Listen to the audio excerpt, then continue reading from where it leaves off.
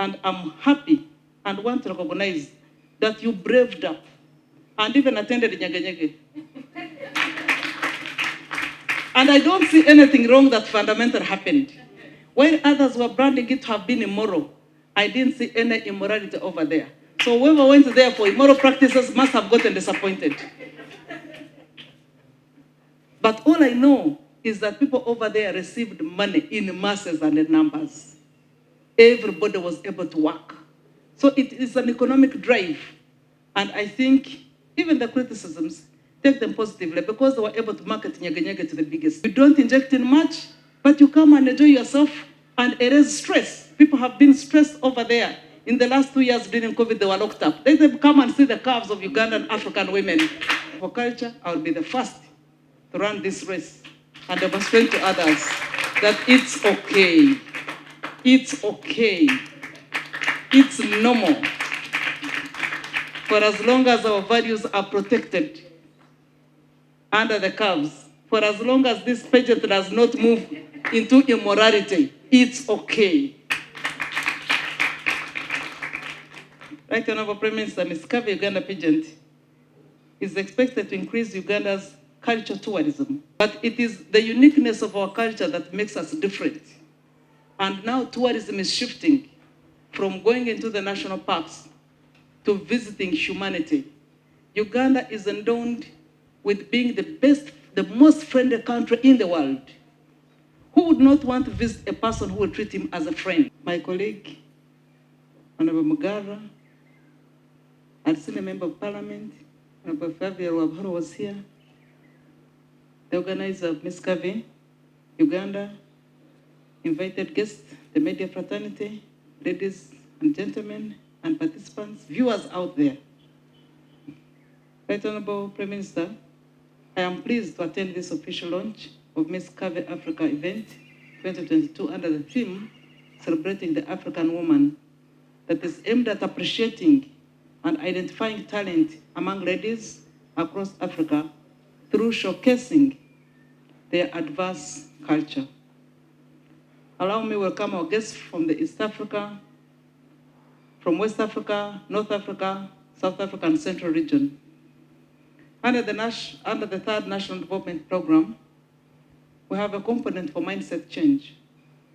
And I want our viewers, Ugandans, to unlock the mindset about the incomes that we have not been tapping into, the privileges we have been missing out, the misconception and disconstructions of certain individuals.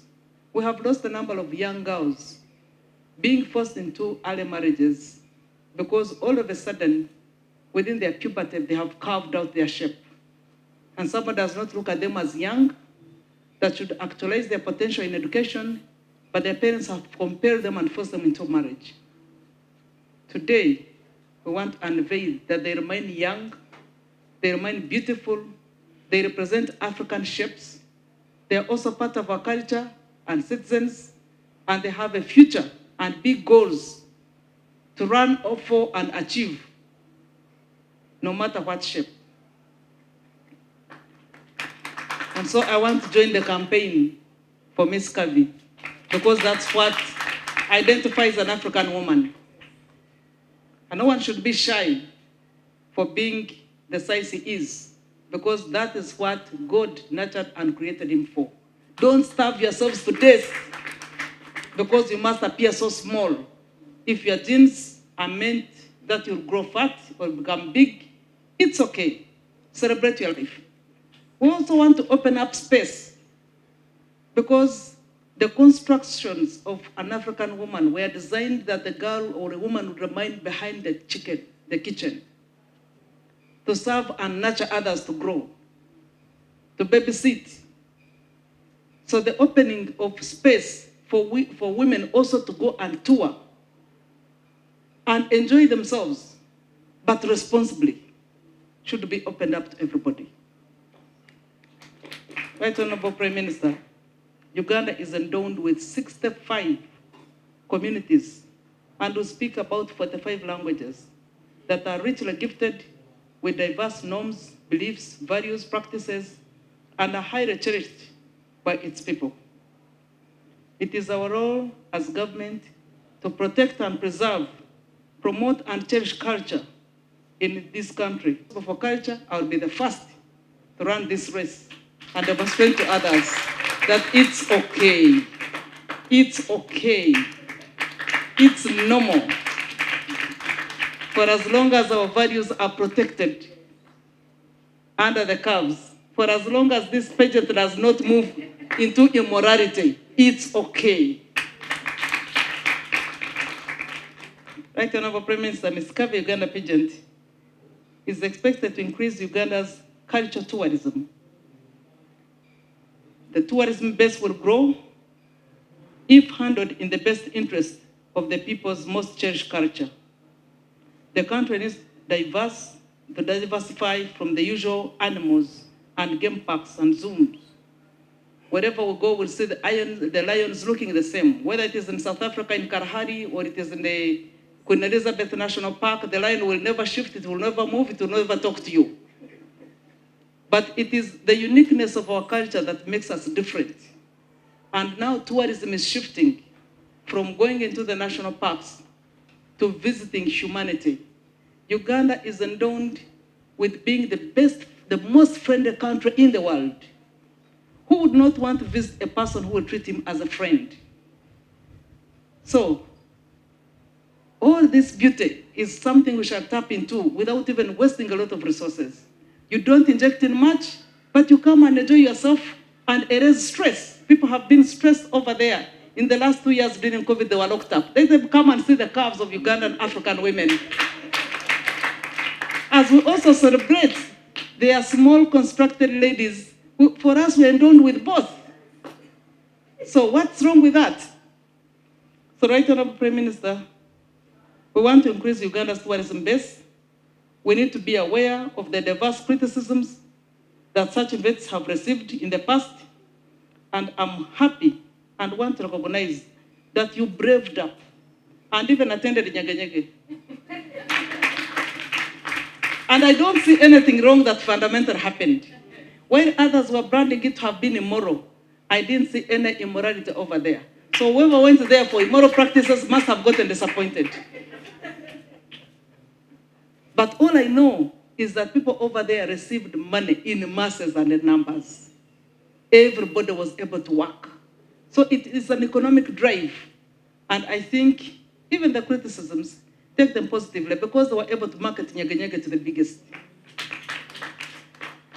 So Right Honorable Prime Minister, I wouldn't want to eat into the space, but I want everybody to understand where we're coming from as women. Women who could not express themselves, women who could not speak in public. And here we are. They are the subject we are celebrating right now. I feel privileged to be in a space where we are seeing these changes and developments that all run towards equality without a struggle, without a strain, but with happiness and joy. It was tough for our mothers. It was also tough for the Right Honorable Prime Minister. At the time of entry into the political space, it wasn't easy because they were few, they were young, like any other person would be. They were demonized, but they have unveiled the opportunity for many of us to take after them. So after women have sold their tomatoes, we give them a chance to enjoy themselves in the evening and also be celebrated for who they are. Our brilliance had been hidden behind the kitchen. We would only pass it on by word of mouth because we've never been allowed to even get access to education. So you'd only talk to your child and pass your knowledge through a word of mouth. But right now, you go to Makerere University, the enrollment for girls has more than doubled. So let's take an advantage for everything that comes for as long as our interests as a country are protected, for as long as our culture is not jeopardized. And let not the moralists demonize this for being an immoral event. Not at all. Everybody has a mother behind their back, everybody has a sister around them, and everybody should celebrate them for who they are. Let us promote and support the girls to be who they are, for as long as they are not offending anything within the confines of the law.